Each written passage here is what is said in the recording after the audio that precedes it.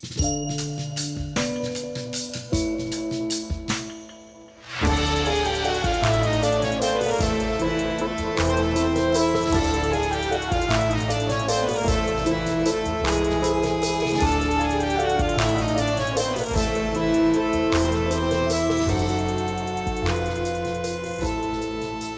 Bobby, you know what actually is really creepy?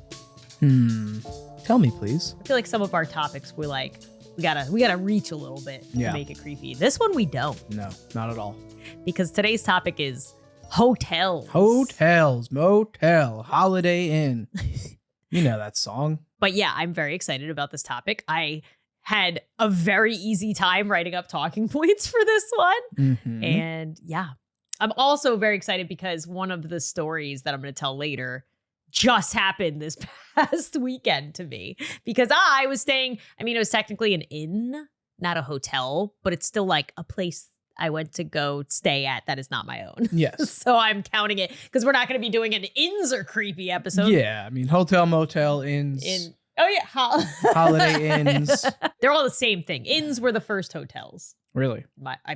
Yeah. Because people would bring, open up their big innkeeper. houses. But first, we're going to talk about what we like about hotels, because I do love staying at hotels. I do too. There's a lot of really cool aspects. I was trying to brainstorm why I like hotels so much. And I think it's just kind of having all the bare essentials right there for you. If you're staying there for multiple nights, you have someone that comes in and well, now you can kind of compare it to Airbnb. What do you miss of a hotel experience when you're staying at an Airbnb? It's nice to go into a hotel and you have, if you go to a nicer hotel where you have maybe a restaurant in there, or a bar, somewhere to other hang stuff, out. A pool, some other things to do. Pool. In your room is, room service. Room service that's is the the best. We're waking up and just ordering room service. When you wake up and you're like, this day's just not happening for me.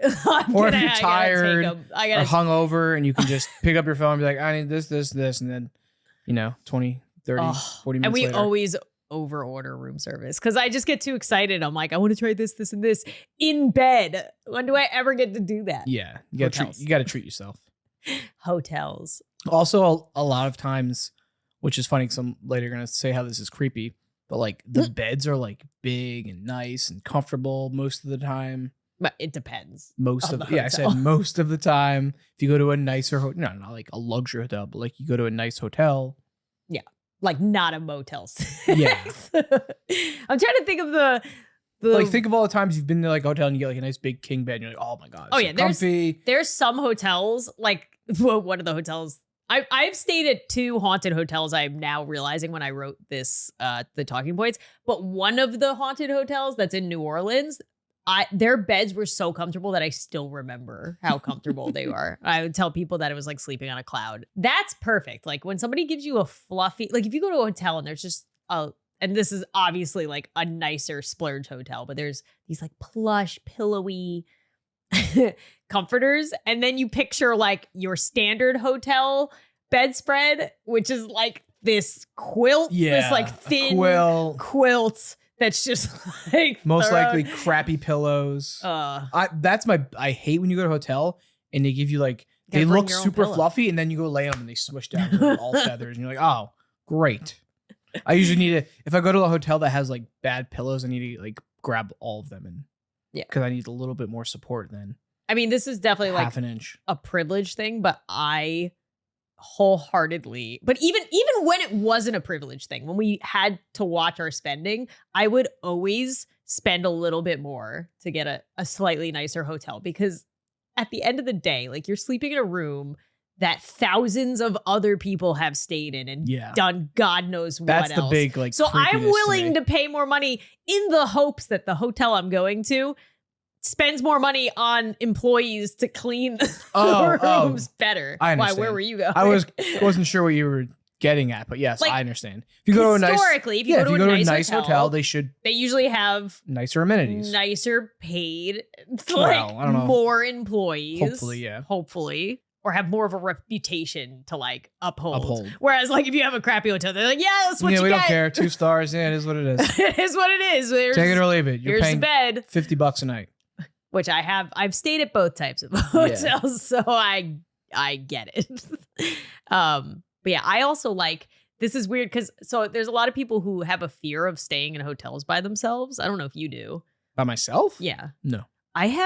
It is the one place where I have zero fear of staying like in an actual, if it's like a nice, like well-reviewed hotel, I feel totally safe because I always like deadbolt, and then there's like many locks. Like first of all, you need a key card to get in, which is kind of creepy because a lot of the staff can have access to that key card. Or it can be hacked.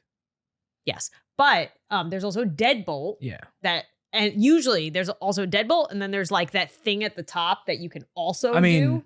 Not to burst your bubble here, but you can like get around those. Yeah, but you would hear it. Yes. You can't just be like, or somebody would see you in the hallway for that long trying to quietly get into a hotel. I don't know. And also there's some comfort in knowing there's like a bunch of people around. I think that's what it is. And there's also like, so if you were yelling, somebody's going to phone down and be like, hey, somebody's yelling in the other room. I can't sleep. Like whether they care about what happens to you or not. There's usually a lobby they have to go through. I mean, there are side doors normally, but yeah, they feel safe.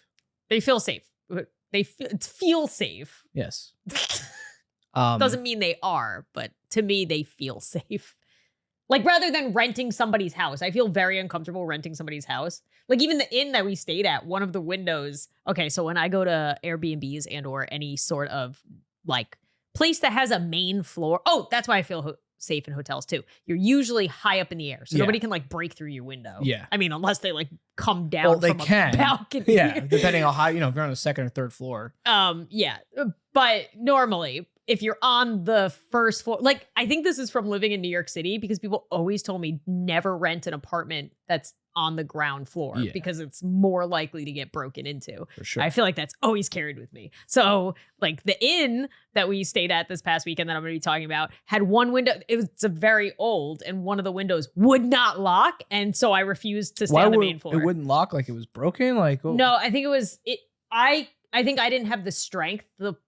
You know those really big old windows that I used to have in like our apartments? It was like that. So I had to like reach. I would have had to reach to the top, and like I think the top one pane had to be pushed up, and then the bottom one had to be pushed down to like get the lock in the middle. To get the lock in the middle. I understand. So I couldn't do that because I couldn't reach the top, and I wasn't strong enough. Couldn't ask for help. Oh, Chris, your sister? Don't make fun of me. Can you help me lock this window? Sure.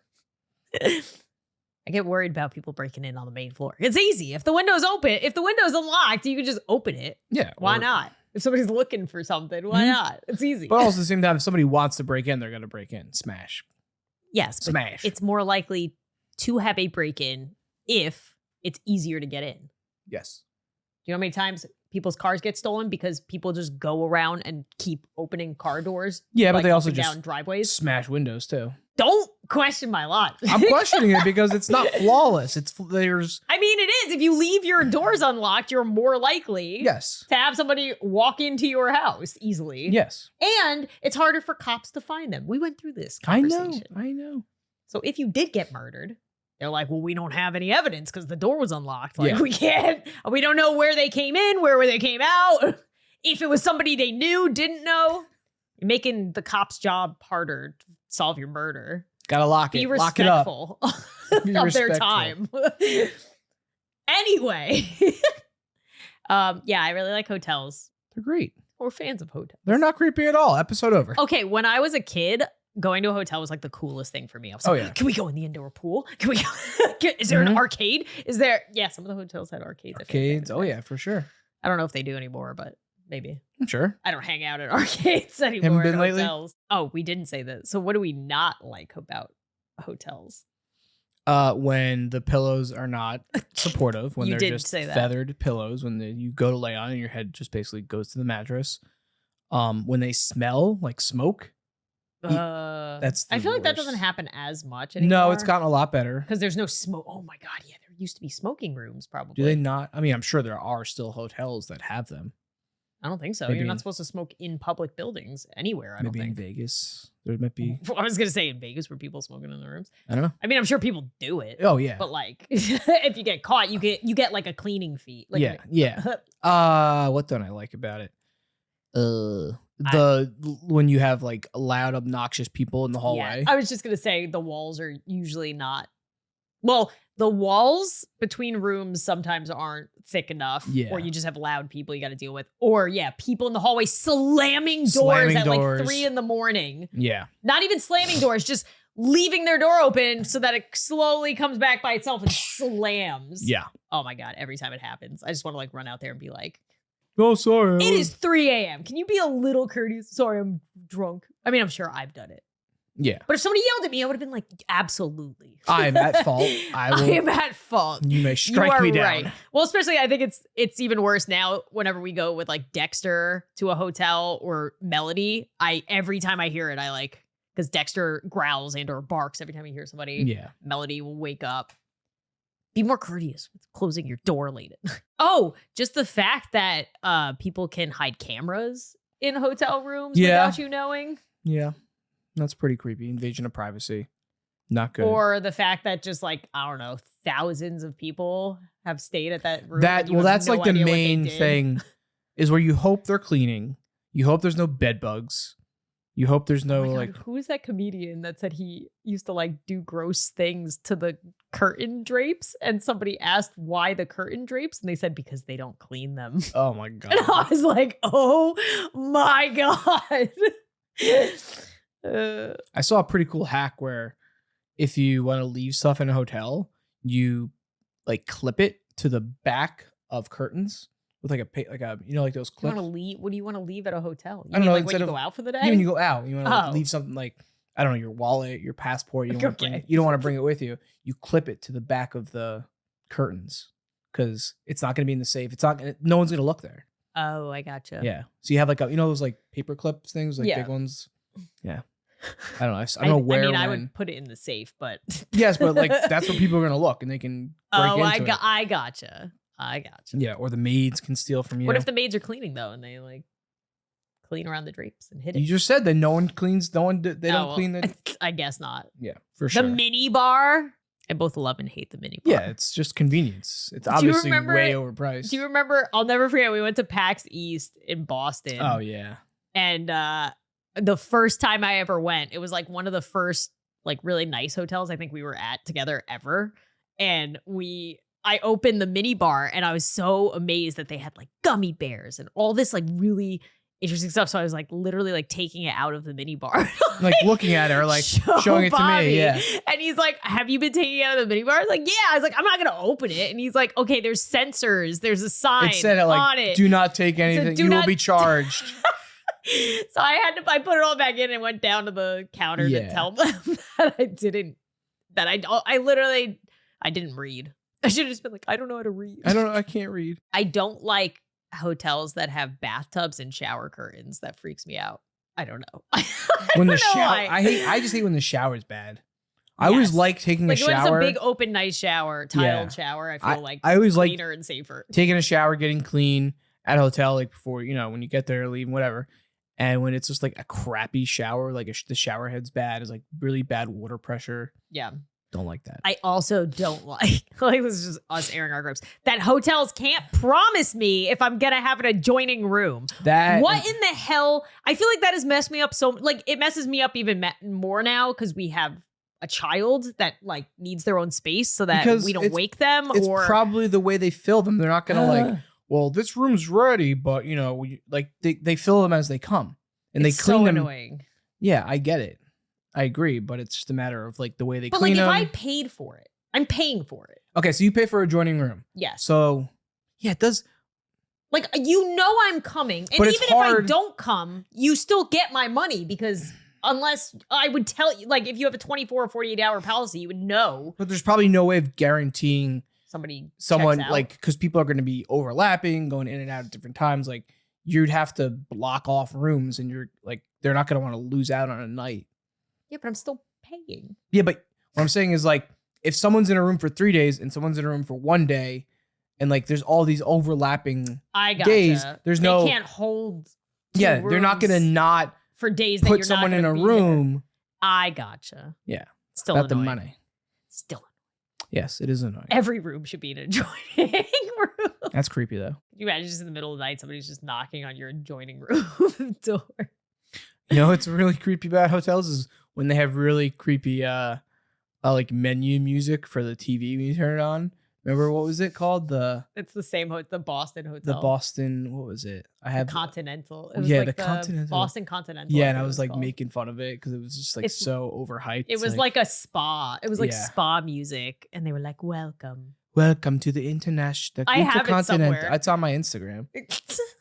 There you go. Go to Bobby's Instagram. You can listen to the it's the Intercontinental. The Intercontinental. Boston Intercontinental. Where all of your dreams can come true. Imagine a place so flawless and perfect. It's like you're talking like it's a hotel, man. Yeah, it's like also, that hotel is really interesting because you literally have like if somebody wants to use your bathroom, because we had his friend Ryan coming with us, and so Ryan would come to our room to hang out. But if you want to go to the bathroom, there's like this giant hole so that like you can see. Just a hole. Big hole in the wall.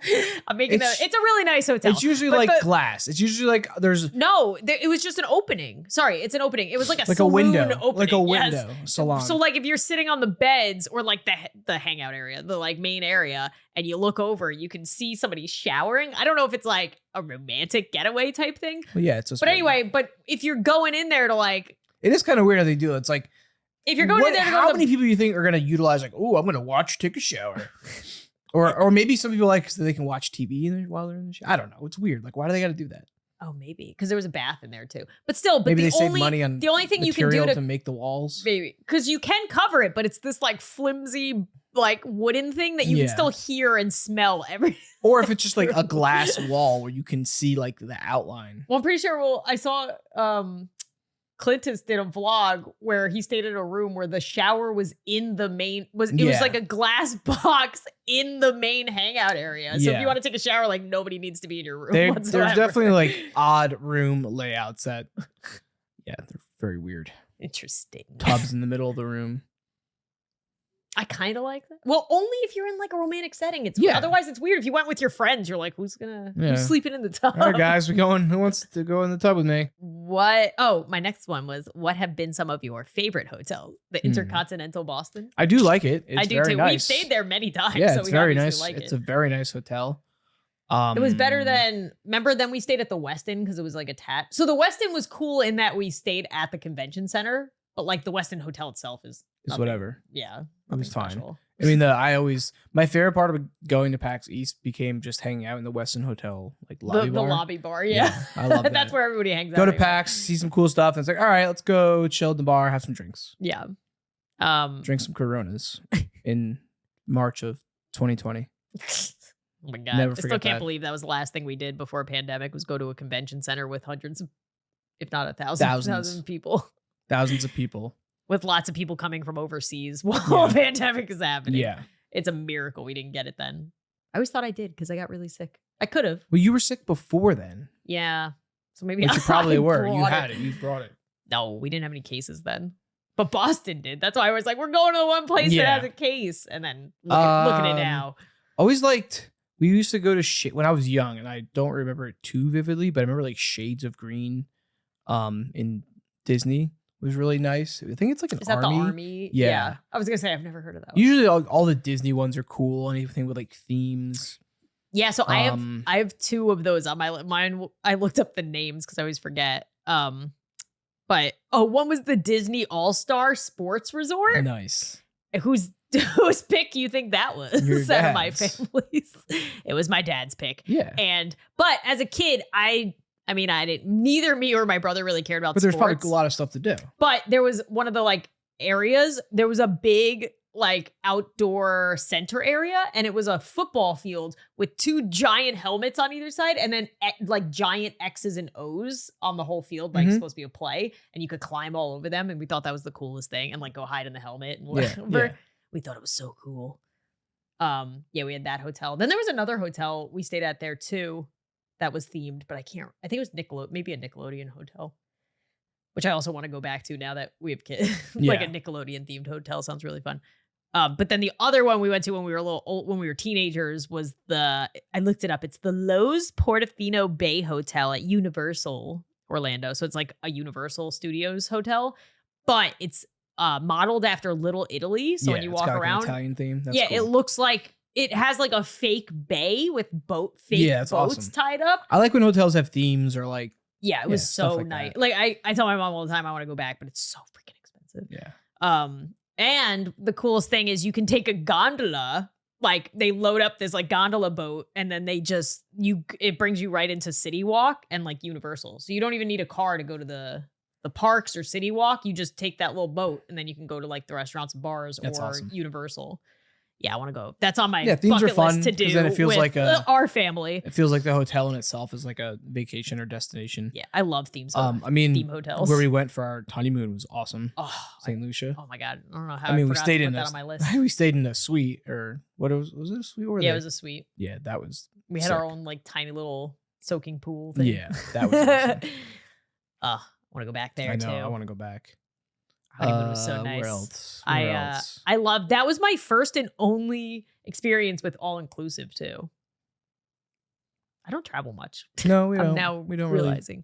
Maybe I said once my plan and future vision is like once our kids are old enough to actually go somewhere with us and either fully enjoy it or be able to like hang out in the room by themselves and entertain themselves. So me and you can go to dinner now then like that age. I remember being at one point when we were traveling and it was a lot easier and we could like entertain ourselves and it wasn't and understand things. Yeah. Once like we get to that stage and I'm not working as much, hopefully by then, I just want to like, every time they have a break, we should be like, we're going. We're going. You know, places and me saying they, by the way, does not mean I'm pregnant. I'm not. Even though I'm wearing mom jeans. You know, places cool They're hotels. Not flattering right now. New York City. Wait, is what? Has cool hotels. Does it? Yeah. I feel like I hate New York City hotels. Because when I was working... They're so tiny. Well, that's what I like about them. I do like that Brooklyn hotel, though, that we stayed at. Yes, for the one for Summit. YouTube. Well, that's what I like about them is when they're smaller, they have to like make them kind of like cooler and more... They have less space to work with, so they have to get creative with things. It feels like you're in like a little studio apartment. I remember when I was working at Fuse and I think they had extra hotel rooms or something. Oh, I think I remember you telling me this. And I got to stay in a hotel because we were doing like the Radio City thing and I had to be there early. So I got to stay at... I think we were dating then. I thought, and you told me that you were doing that. Yeah. I was like, yeah, take it. I don't think we were dating then. Oh, I went to one of the best hotels recently that you didn't get to go jealous to. Of that one. We will go. We should go to the Miami one. Or next time we're in LA, we should go back. But it's called the One Hotel. There's one in New York City or Brooklyn, I think. Yeah, I want to go to the one in Miami. We were thinking of going there. That's the main one. That's like the first one. That one. And then John's been there and said it's awesome. The one I stayed at is in Hollywood. Again, it has a theme, and the theme is like feeling like you're outside even though you're inside. So nature. Yeah, when you go in the morning, I had a flight really early, so I had to get up and be down in the lobby by like 4 or 5 a.m. And I come down and nobody's down there except this like very happy receptionist at like 4 or 5 in the morning. And they have music of birds, music of birds. Music of birds. The sounds of birds. And there's like fake trees and whatever. And she's just like, good morning. She was probably super high. I was like, I like your bird sound. She's like, oh yeah, it's so nice in the morning, isn't it? Meanwhile, I don't know if she's like being, maybe she's like, I'm going to lose my goddamn mind if I hear these birds one more time. It was very pleasant and nice. I'm really sad I only got to stay there like one night because I didn't get to fully enjoy it. But yeah, like my room had they gave me like a wellness shot. Like when I came in, there's this little like greeting basket. It was like little pieces of fruit, a wellness shot. And then like, they were like, they hand wrote a note to me. It was like, Lauren, we hope you enjoy our stay. And then they're like, I still have this piece of paper. I brought it home with me. Oh yeah, with the seeds. Yeah, because it's like, feel free to plant this piece of paper when you get home. It has wild seeds in it. And I was like, this place is crazy. That hotel is such an LA hotel that I was so obsessed with it. I was like, if you're going to stay in LA, you got to stay at like a very LA-esque hotel. Yeah. What's the other one we stayed at when we were there? Wasn't it like Oh, that closed down. Sports club or whatever. No, that one didn't close down. It was like that was the athletic sports club. That one was cool. That was when we were very into working out, and Megan suggested it, and we went to the gym there. Yeah, remember? It was cool. I liked it there. There was like a huge track that ran. It was above. cool. We did kickboxing. It was there. kind of like old. It had like a very. It was like an outdated, like old vibe to it, but it was kind of nice. The other one we stayed at was really nice. Yeah, that one closed down. But it closed. That was the oh my God, because there's one in New York City too. Oh, it starts with an N. Crap, I forget. The Nice Hotel. There you go. Yeah, it closed down. I'm pretty sure it may have closed down because that area got very, very bad after we had I mean, when we stayed there, I remember it was my first time ever in LA, and I was like, this is scary. Yeah. It was not a safe area. It was like downtown LA, like right at the cusp of where it was like getting not so great. I mean, when we went there, it was like very, because you'd think LA and New York City kind of similar. No, not at all. We got it. Very different. We really need to do an episode on New York City is creepy and Los Angeles is creepy because the major cities are creepy. Hey, Lauren. Hey, Bobby. You know what's really creepy? What? Bad shoes. Yes. Wet shoes. Yes. Shoes that don't fit right. Yes. They hurt your feet. 100%. Ugh, the worst. I hate it. I was trying to think of another word besides yes, but I wholeheartedly agree. I hate bad shoes. Exactly. And that's why today's sponsor, Vessi, has a solution and has become one of my favorite sneakers to help avoid all those problems that we just talked about. I love my Vessi shoes. The other day, I tried to go shopping. I knew it was going to rain, and my options were to put on my huge rain boots that are not stylish and are really big. And uncomfortable. And it was only going to rain for a little bit. So I put on my Vessi shoes. They don't even look like rain boots. They go with all of my outfits. And they stayed dry. And I didn't have to put on these big, not comfortable boots for the whole day for a little bit of rain, or be stuck with wet shoes for the whole rest of the day because of a little rain. What I love about my Vessis is that I take Dexter, our dog, for a walk every day. And with the unpredictability of weather, sometimes I can get caught wearing the wrong shoes. Thanks to my Vessi Cloudburst shoes, whether it's raining or snowing, I am prepared. Yeah, it's great. And the Vessi Cloudburst is the best shoe to have in the winter because it has all the features of a rubber winter boot built into a sneaker. They're 100% waterproof, not water resistant, waterproof. And trust me, I can attest to this. When I'm walking around, taking our dog for a walk, going up and down all the hills that we have around our house, and it's raining or snow, I don't have to worry about my feet being uncomfortable because I got my Vessis. They have a lugged rubber outsole that gives you extra grip in wet conditions. And added lining inside for extra warmth in the cold. And the best part, slip them on and slip them off. Ooh. So how do you combine all this comfort and waterproof technology into a great Vessi shoe? Well, that comes from Dymatex. Dymatex is a super soft knit material that keeps your feet warm in the cold, but cool in the warmer months. Both Bobby and I have been wearing our Vessis a lot lately, and we think you guys would really like them too. Plus, Vessi also has a ton of other styles to choose from, so you can find the ones that fit your style the most. Vessis are my go-to shoes by my door. Check them out in the link, vessi.com/zside for a pair of your Vessi shoes. Click the link and use code ZSIDE for 15% off your entire order. I have gone to LA, 3-4 times now? Oh, the hotel we stayed at when we went and saw Phil. What was that one? That was nice. That was a nice hotel. That was the Marina Del Rey, Ritz-Carlton Marina Del Rey. That was nice. Funny story about that one. I used to book my old boss there all the time. Not Phil, my boss before him.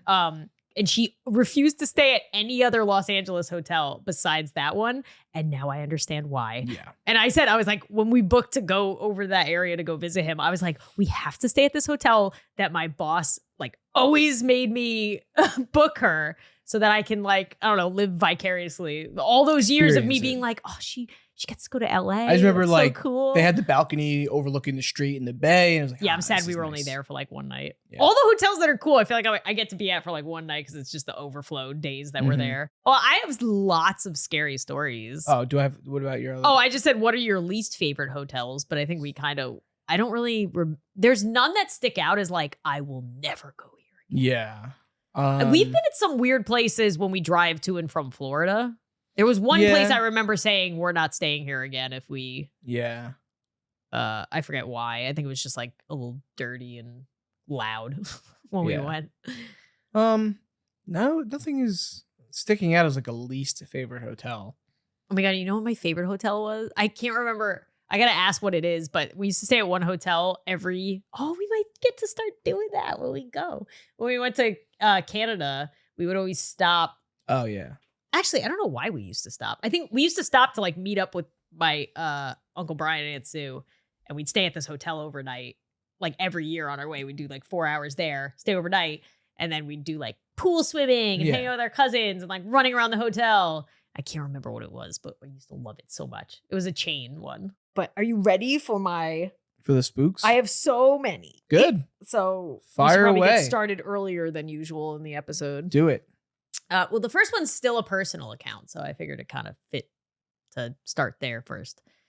But I will say there are so many haunted hotels or hotels with ghost stories or creepy things that have happened to them. I wrote in parentheses, what's up with that? My theory. I think it's just that there's so many people going in and out that you're just bound to get. Yeah, my theory is like something to happen. The space. Well, but so many people go in and out of all other places too. Why hotels? I guess because people are staying for an extended People period. Are staying, just people do. And you do things behind closed doors. Yes, do different things. My theory is also because a lot of these hotels tend to be haunted by people who like, I'm going to try not to say the word because I don't want to get flagged on YouTube or anything, but like they decide to end their life in their own means, by their own means. I don't know a shorter way to say that without saying the word. No, you said it. Okay. I'm just going to have to keep saying that phrase. So my theory is maybe people don't want to do that at home if they have like loved ones that they don't want to be around or whatever. Or maybe when you're staying at a hotel, you're just like really alone. And if you're in a dark place, maybe it makes it worse. I don't know. But a lot of that's going to come up. So trigger warning for anybody with that, but not with that, but that is triggered by that. So anyway, I tried to narrow down the ones in these hotels are only in the US because God knows the UK probably has. We were just talking about when we went to like Lizzie and Joel's wedding, their hotel was like the hotel. It wasn't even a hotel. It was like a bed and breakfast type place. It was more like a B&B, yeah. But it was so old, that while we were there, we were like, we had a great time. Like everybody there was lovely. But when we would go at night, we'd be in there. I was like, this room, this whole building is so haunted. Old. I feel like so much has happened here. and that's with any old building. I'm like, something definitely happened here in the amount of years that this thing has been But I like around. that. I like going to unique places like that where it's built very, you're not going to like a normal hotel where you go up an elevator and you just have rows. I remember we walked up like stairs and there was like rooms on this floor. I think it was like an inn. It reminds me of like it was like an inn. Yeah, an inn. I like that though. I like that, and then you can go down to like the lobby bar area, and there's everybody was chilling. There was like board games, I think, and stuff. I like that. That was a fun place to like be with all of our friends during the wedding. That was cool. Shout out to Lizzie and Joel for setting that up. For getting married. Actually, I don't even think they set up. I don't think they told us to stay at that place. I think one person was like, "We're gonna go here." You know what I'll always think of when I think of that trip? What was when Scott led Megan to the wrong way. Oh, she went on like a 3-hour train ride. And what's even worse is she was coming from like Japan. Like she was coming from like a trip already. Yeah, she was like and was already exhausted. I'll never forget when he like looked at the app and he was like, "Oh, I hope Scott doesn't listen to our podcast. He's gonna be like, why did you bring that up? I feel terrible." Yeah, she went to a different.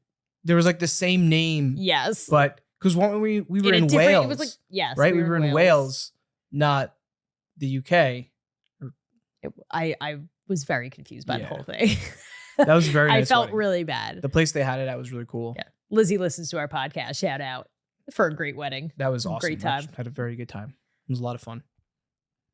Yeah, that was one of the most chill. Like there was no issues. No, it was cool. Besides Megan. Really cool. Yeah, but that was fine. That was Scott's problem. She rolled with it. And I just remember picking her up at the train station. I know. And she I was felt just so like, bad. "Kill me." So anyway, I narrowed it down to the US because the UK probably has so many more. And I only chose ones that interest me because I'm the most important person. Well, you're the one who's picking them. Do what you want to do. And or ones that I've been to. Okay. I said like the first one, which is the one I just went to this past weekend. It's called the Atherton Inn in Boyertown, Pennsylvania, which I learned after I had visited there that it was dubbed one of the most haunted small towns in America. Dope. I did not know that going into it. See a lot of ghosts? I'm sad that I didn't. But lots of creepy things. Yes. I learned about. But shout out to my sister, Christine. If you want to go see what we actually did there and like more realistic, fun stuff to do in the town, then make sure to go check out her Instagram at Wild Precious Now. I was going to say .com. At Wild Precious Now on Instagram and YouTube. Go check it out. She has a whole like highlight album if you want to see what it actually was like. However, I learned after I got home, because we had heard a couple ghost stories, and so I wanted to look up if they were actually true, because it scared us all so much that none of us could stay in our own room. So basically, we went to this inn that had been renovated. It was formerly called the Twin Turrets Inn, and they renovated it into the Atherton like recently. The Atherton. And it's really nice. They like renovated everything with Pottery Barn. Like, do they need clean like an epic thing to play on TVs there? I can help them with that. Oh yeah, you can voice the Welcome to the Atherton. They had lots of you know what TVs they had? The ones that look like paintings. Oh, that's cool. All over the house. It was very cool. They had a lot of like amenities. They had a piano that played itself, which also kind of added to the creepiness. Because you would just see the piano like going and the things going on the bottom. They should set something up where like the chair moves and it's like someone gets up and then it moves back. God. That'd be cool. Yeah, so I learned on my drive over there, because I showed up a little later, I had something to do during the day, that there was a woman who took her own life in the third floor bedroom that now is occupied by like 3 twin beds, oddly enough. So nobody wanted to stay there anyway because nobody wanted a twin bed. And there was enough rooms for everybody to get the queen. But there was another room right next to it that they offered me when I first got there. And I was like, you want me to sleep on the 3rd floor that's supposedly haunted by myself? Like, you're in the room next to where it happened. Yeah. You're out of your mind. So I ended up having to Ghosts can't pass through walls. No, it's not even the ghost thing. I know. It's the like thought of that having happened in the room next to me. I just don't think when I'm alone at night with my thoughts, I don't think I would be able to get past it. So anyway, I stayed with my sister because I was a little scaredy cat. And so did most of the people. I think only 2 of the 8 girls we went with slept by themselves. I think everybody else bunked And they up. probably got the best sleep. Probably. Yeah.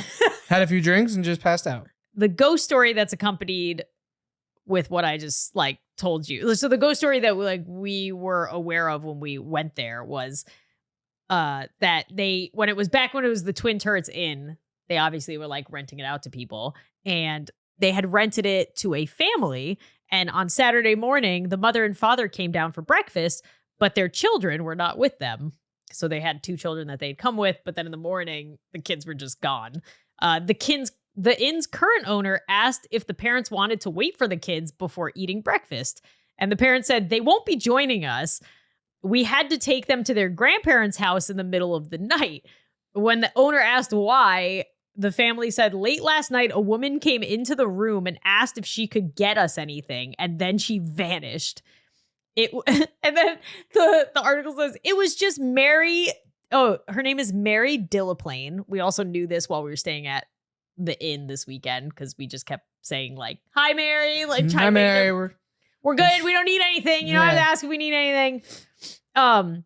She was a live-in housekeeper for the inn's original owner, Horace Boyer.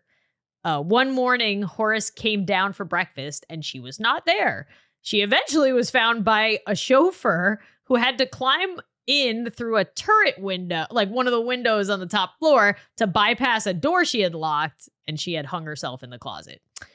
So I had known that the whole night I was staying there, and my cousin's trying to like tell me it's all good. She's like, no, don't worry. Like She's a nice ghost. She just asked if you need anything. She's like Casper. I was like, well, I don't want to see any ghosts. Yeah, no thanks. I'm pretty sure that would scar me. I don't know if that would make me feel better because I'd be like, oh my God, ghosts exist. I saw one. Or if that would make me feel worse. Yeah, it's something I'm like 50-50 on is like, it would be cool, but at the same time, it's like, I don't know if I want that. Yeah. But so there's been like several sightings of people saying they either like it saw would be a cool to see. woman. Oh, they said there was like I think somebody was trying to take a picture and like in one of the reflections of the window, you could see like a Victorian woman, like a woman dressed in Victorian clothing. And that's when this happened in like, 19. I think the only way I wouldn't want it to happen is maybe like be in bed and like awake or sleeping, and then it's just she comes in. It's like, oh God. Could you imagine if you're I wouldn't mind if I'm like somewhere else walking around or like, I don't know, in the lobby and you see it. But But could you imagine if you were a kid? No. And you were at night and thanks. some random lady just pops in, is like, you guys need anything? You guys want anything? Vanishes. You good? I like how the parents brought the kids home, like to their grandparents though, and then came back and was like, nah, this is fine. We can deal with it. We need a night away. We need a night away from especially them anyway. After the ghosts. They hired her to come do this. Yeah. To scare them so they'd leave. But yeah, that's the Atherton Inn that I personally stayed at this past weekend with my sister and our, what was it, six cousins that were all there. And that's what's crazy. Like, even with all those people in, like, so you can rent out the entire property, which is really cool. There's like 9 bedrooms. So it's supposed to be for a group setting and it was really cool because you have a really big kitchen communal area. There's like a really big like seating area right when you walk in. It's very nice. It's like you kind of have a bed and breakfast / hotel to yourselves. Yeah. Which is awesome for like a big group. But I was still scared after I'd heard everything. But then what I heard that apparently a couple buildings down from where our place was that we were staying, because like I said earlier, the whole town is haunted. There was it was called the Rhodes Opera House fire in 1908. And it was so horrific that it's credited for many modern fire safety laws that we now have today. So there's your history fact for the day. Thanks. Boyertown, Pennsylvania contributed to all the fires, or not all, some of the fire safety laws we still have now. They used to have open fires in the stand. I mean, basically. So it started with a single kerosene lamp. By the time the blaze was extinguished, 171 people had died. Jeez. The opera house, so now like current day, the opera house was rebuilt with the same like footprint as the original. So there's this like, when you look in, there's this very big staircase that goes up, like I guess up to like go down into where the opera theater used to be. But they rebuilt it, and on the bottom floor, there's now real estate agent offices. And then the top was redone into apartments because there was like a structure above it or whatever. So the most famous story about it is that an agent once booked an appointment to view the rentals with a woman who brought along her son. As they made their way to the apartment's outside entrance, the 5-year-old threw a fit, absolutely refused to go in. So they took him into the office to calm him down and asked what was wrong and why what was wrong and why he didn't want to go through the door. He said it was all those people screaming and running down the stairs. After the fire, many of the victims were later found in that exact stairwell, crushed to death in the panic, a fact that the boy didn't/couldn't have known. Jeez. Okay. And to top it all off, and I think they're all like the town's pretty like not secretive about it. Like they think it's like cool history facts, whatever. Which I agree. You gotta lean into it. It does kind of like, you can't hide it definitely made staying there like a cooler. I don't know. You like the exciting. Theme? It was more exciting. You like the theme of haunted?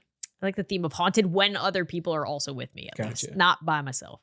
But what's crazy is I saw my cousin had posted a like painting of a big building on fire from our weekend. And I said, oh my God, where was that? Because it was obviously like the opera house. Somebody had painted the opera house like on fire. And she was like, oh, you know that there was like a big bear statue that was right outside of our building, like right outside the inn. she was like, if you go behind the bear on the backside, it was just there. I was like, oh, so just like right outside our inn, there was a building, there was a painting of the building burning where 171 people died. And she was like, yep. So they're not shy about it. No, they're actively encouraging you to come stay here. Because I even asked, I was like, can I like pose? Because we were there, like my sister was covering the inn as like a cool, like fun girls trip getaway, which it was. But I was like, can we talk about the scary stuff? She's like, yeah, they were open about it. What's funny, we had like a lot of drinks. So I probably did need, so it would have been nice if somebody was checking in on me. Like, do you need a water, ma'am? Like, yes. Yeah, you're so like out of it. Like, you think, can I have some water? And all of a sudden you have like this old. Oh my cup of God. water. Missed opportunity. I should have came down in the morning and been like, thank you to whoever like came and brought me water in the middle of the night.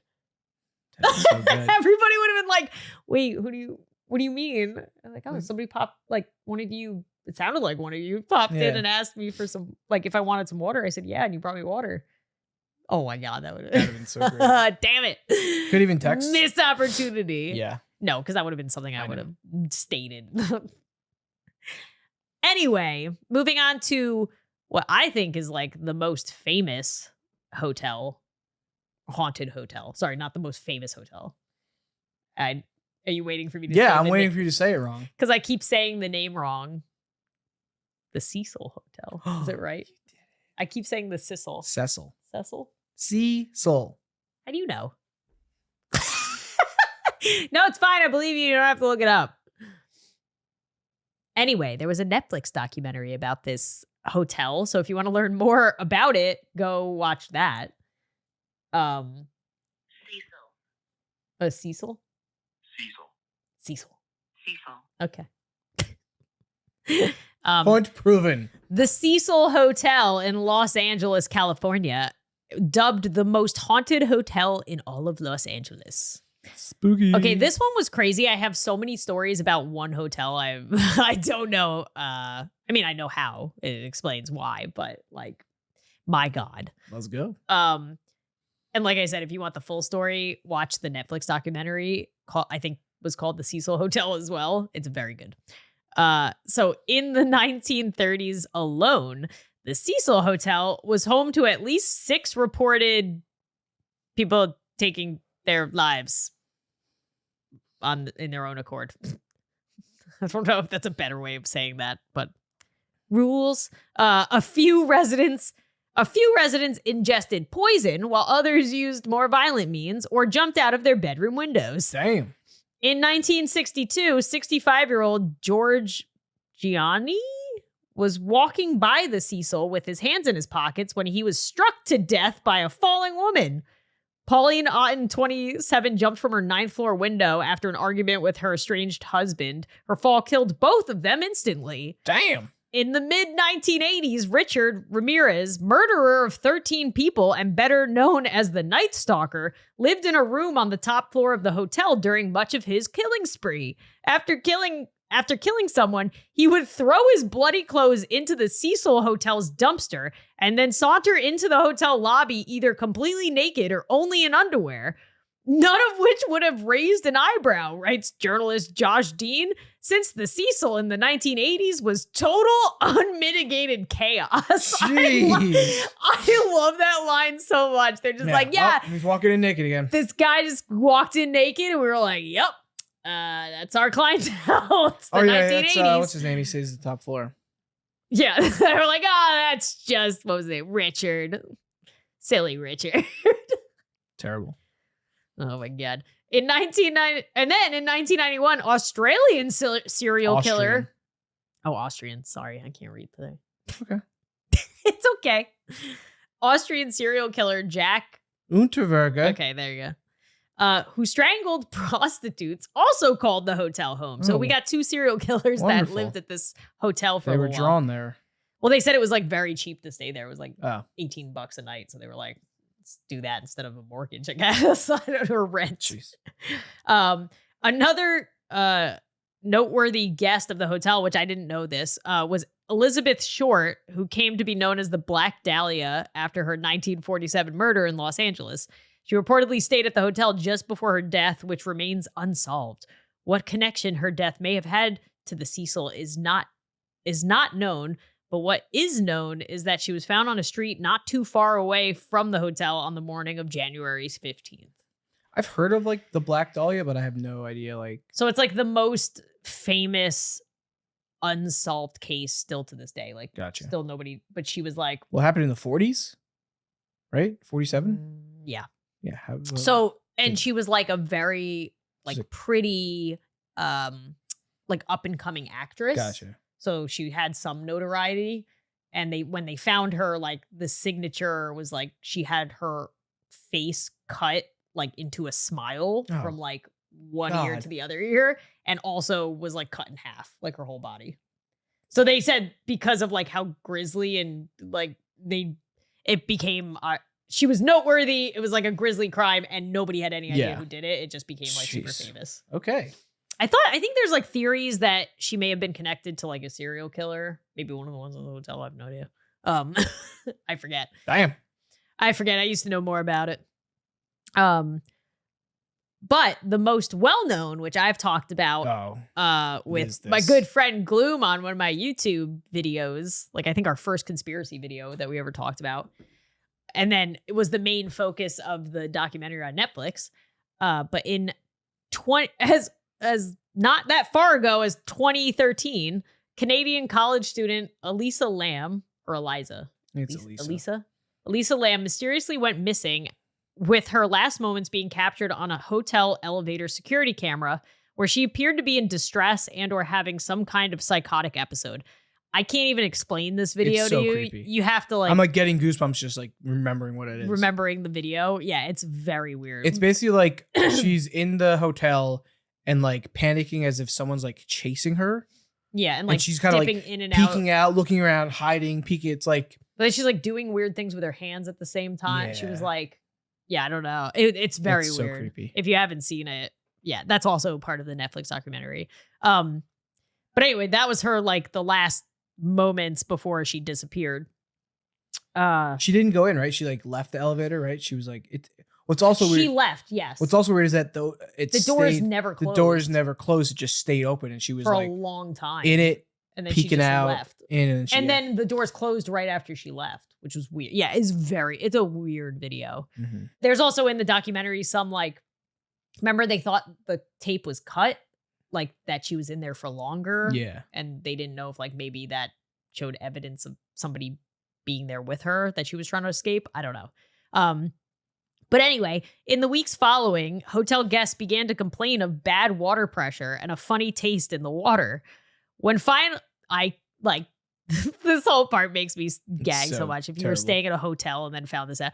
When finally checking the water tanks on the roof of the hotel, staff found Elisa dead inside the water tank 3 weeks after she had gone missing. She was in the water tank for 3 weeks, the same water tank that all the hotel stayers were using the water of and drinking the water of. Yeah, don't drink the tap water and the bottled water. Oh my God. Yeah, and in that documentary, they like interview people who were staying there during this time, and I'm like, I can't. I think that would scar me for life. I don't think I would ever go back to a hotel. Though authorities ruled her death as an accidental drowning, critics believe otherwise. That documentary was very interesting. Yeah. Because there's a lot of things that don't make sense, but then there's a lot of things that do make sense. It could be as simple as like she was having a psychotic episode. Like, well, they said she was like, the parents came out and said she was off her meds and she did have like psychotic. She had issues. She had like, I think bipolar and something else. But then there was things like she wouldn't have been able to lift the like lid to the water tank and then fall in, and then also like how the hell did she get all the way up there and even like know to go up? I don't know. It's very weird. Interesting. And the elevator video is super weird with the elevator not closing and her like definitely go check that out because it is creepy. Yeah, I mean, as of now they ruled it as an accidental drowning, so there's no like looking into what else happened, but it's weird. It could just be a really sad, unfortunate thing that happened to her. Or it could be, I don't know, somebody was chasing her. I have no idea. Ghosts. And I'm not even done yet. So the last body that was found at the Cecil Hotel, I would have given up on it. I would have been like, it's cursed. I don't know what to do with this hotel. Was in 2015. A man who reportedly did the thing that I can't talk about. And ghost stories and rumors of the hotel's haunting swirled again. The hotel even served as the inspiration for a season of American Horror Story about a hotel that's home to unimaginable murder and mayhem. So in 2011, the Cecil attempted to shake off its history by rebranding itself as the Stay on Main Hotel and Hostel, a $75 per night budget hotel for tourists. Several years later, New York City developers signed a 99-year lease. What? Yeah, I didn't even know that existed. And began gut renovating the building to include an upscale boutique hotel. I was like, good luck with that. And hundreds of fully furnished micro units in keeping with the surging co-living craze. Perhaps with enough renovations, the Cecil Hotel can finally shake its reputation for all things bloody and eerie that has defined the ill-fated building for the better part of a century. So what's funny is I know there's a guy that I'd met from a YouTube event that does like YouTube shorts, and one of his shorts is because he lives near the Cecil, like overlooking the Cecil Hotel, and it's just him yelling at people from like stories up of them like walking into the stay on the main hotel, him just yelling like, it's a lie, it's a lie, there's ghosts. They're like, don't do it. Yeah, I feel like when places have they're haunted or have bad juju, like that's just you can't mess with it. Bad because especially in that documentary, they were like interviewing the owner of the hotel, was that woman, and like I don't know, I feel bad because like it not necessarily if something bad happens in your hotel, it doesn't mean that like your hotel is gonna now be haunted or be a bad space, but like so much has happened that I don't know how you would ever shake that image off. You wouldn't. You'd have to just hope people either don't look it up, but I'm sure some people are probably like, oh, or they want to. Yeah, they want to experience it, which is also a thing that what's it called? Which is actually kind of the next hotel I had on here. Nice. Which is the Stanley Hotel in Park. I think it's Estes Park, Colorado. Which is a place a lot of people want to go visit because it's like a creepy hotel, but it's famous for being where Stephen King wrote The Shining and inspired the hotel that was in the book The Shining. But when I was looking up information, nobody actually like died there that I know of. So the most requested room in the hotel, like people keep saying that there's ghosts and stuff, but there's no like evidence of something actually happening there that I can find. I guess just because The Shining was written there. Yeah. But one of the most requested rooms in the hotel is number 217, which is where King stayed. The space is said to be haunted by the spirit of a maid named Mrs. Wilson. She was blasted out of the room while lighting a lantern in it, which had a gas leak. Though she lived, so she didn't die there, the powerful explosion sent her tumbling into the McGregor dining room below, and she broke her ankles. Apparently, Wilson isn't a fan of unmarried couples sleeping together, and any unwed lovebirds who try to sleep in room 217 will sometimes feel a cold presence push them apart at night. Jeez. So she didn't die there, but I guess people are saying it was so traumatic that like after she died elsewhere, her spirit stayed there. Yeah. I don't know. It's pretty interesting how when you hear about stories like this, creepy haunting stories, where like if something bad happens in a place, that bad energy will remain there, and that's what people kind of like will say something is haunted, is when like something so terrible happened that like negative bad energy will stay there, like stay as like a presence of like a negative presence. And there's a lot of things we don't know. Well, also Jim Carrey stayed in room 217 while filming Dumb and Dumber, great movie. Really? And was so unnerved by the hotel that he left the Stanley in the middle of the night. Wow. It's like, did not know that. Okay, so this next hotel, I'm like 90% sure this is the hotel I stayed at in New Orleans. So I'm not 100%, but I'm like 90% sure this is the same hotel. I couldn't look back. I don't know why. I didn't want to bother them. Okay. I was writing out my talking points. I wanted to finish. I'm pretty sure this is it. Like, so I'll double check with her after, but it's called the Bourbon Orleans Hotel in New Orleans. So I believe I stayed here when I went to New Orleans. So New Orleans has long held a reputation as one of the most haunted U.S. cities, So it makes sense it's on the list, which I did know that.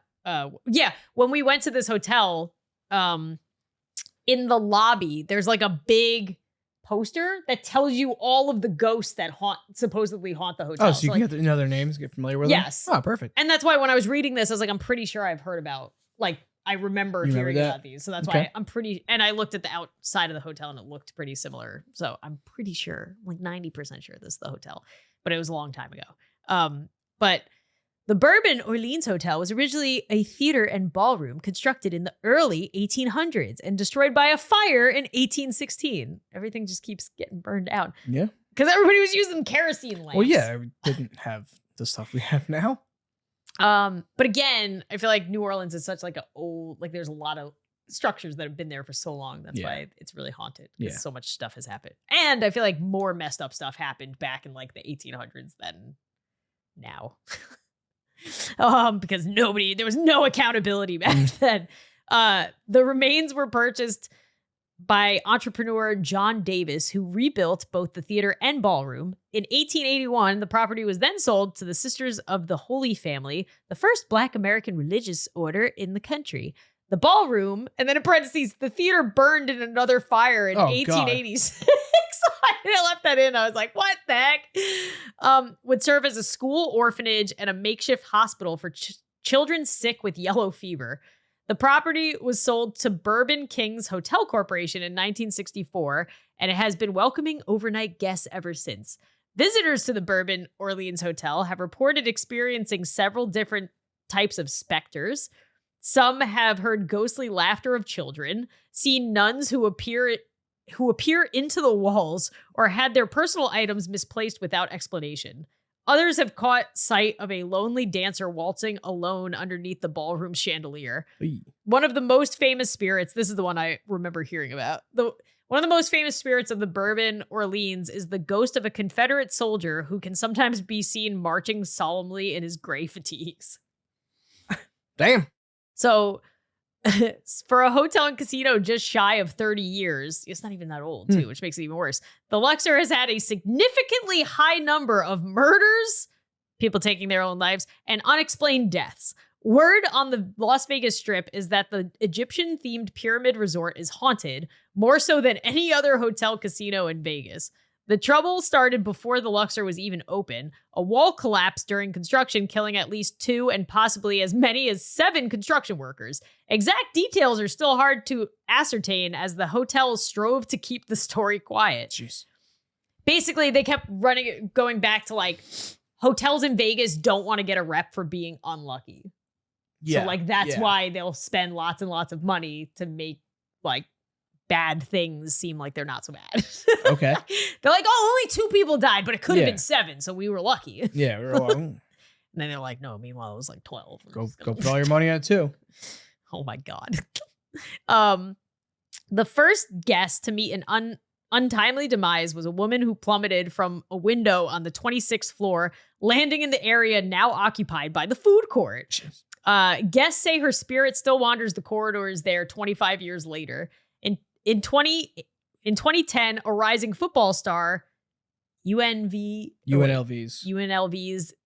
DeMiro Reynolds. DeMario. I should just have you read everything.